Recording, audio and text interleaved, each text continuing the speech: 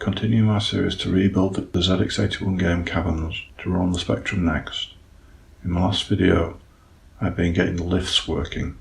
I worked on screen 5 and got all 4 lifts working. However, when I looked at screen 4, the lifts weren't working. So in this video I'm going to debug the lifts on screen 4. Starting with the game loop, I can see that there's an instruction CP hex 54. So I look for this in the code, and I can see that there's a proc 80AE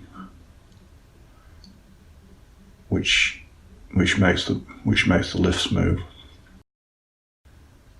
So I set a breakpoint on 80AE and restart CSpect. Run the game, and then it stops at that call. So stepping into that routine, I can now step through the instructions to try and find at what point the lifts break. This is quite a slow process as you go down each instruction, and then eventually I can see which instruction the lift breaks on. So having got a rough idea of where the problem is, I then reboot and start again. Going back to screen 4, going through my breakpoints and getting back to location 80AE. So with also looking at my source code, which isn't on the screen, I can work out that the problem is occurring when I call 809B for one of the lifts. So I step through to that point. In the small window on the right, I can see at this point that the lifts it's working okay. Then when I go past the call 809B instruction, the lifts break. This routine moves the lift. I pass into it B, C, E and D. B is the X position of the start of the lift, C is the Y position, E is the length and D is the direction.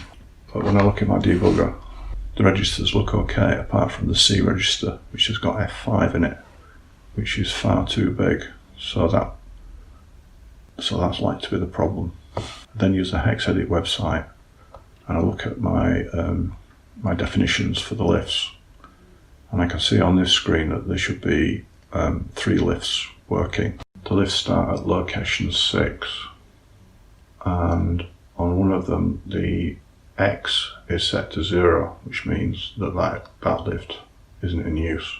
So my first thought is that maybe that lift is being run, even though it shouldn't be. So going back to the code, I start looking through the code, and I see that there's a jump if 0 to uplift. And then looking down the code, I realise that jump should not be to uplift, it should be to downlift. So while that worked okay when I had 4 lifts that were running, when there's a lift missing, it's causing a problem. So it's breaking screen 4, which only has 3 lifts on it. Fixed the code, changed the uplift to downlift, rebuild the code, push it back into my image, and restart CSpect.